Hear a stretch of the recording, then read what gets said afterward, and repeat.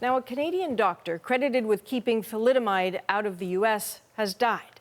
Dr. Frances Kelsey showed unflinching courage in the face of massive pressure and spared that country from an epidemic of birth defects caused by a drug intended to prevent morning sickness. Kelsey was quickly recognized for her work in Washington, but only decades later honored by Canada.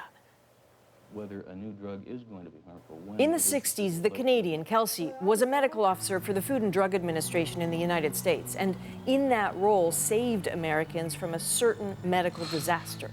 Thalidomide had been approved for use in some 20 countries, Canada included, as supposedly a safe sedative to deal with morning sickness. It was far from safe, and because of it, at least 100 infants were born in Canada with serious defects. Still, the drug company lobbied furiously in the U.S., but Kelsey stood up to them and blocked the drug's use there. Here's how the CBC's Knowlton Nash described her in the 60s. A stubborn stickler of a medical officer in the Food and Drug Administration, Dr. Frances Kelsey, who came originally from Cobble Hill, British Columbia, and was educated at McGill University in Montreal. She refused to approve sale of the drug in the United States. You were first alerted to the dangers of thalidomide by just happening to be reading about it in a British medical journal.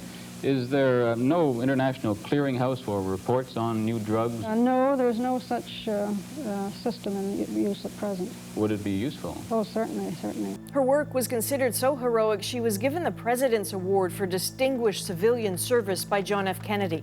There were other honors, but it wasn't until this year that Canada decided that Frances Kelsey deserved the Order of Canada for her warnings against thalidomide.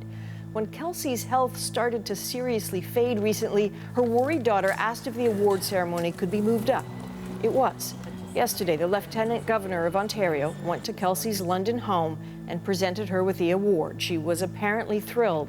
And then this morning, Frances Kelsey died. She was 101 years old.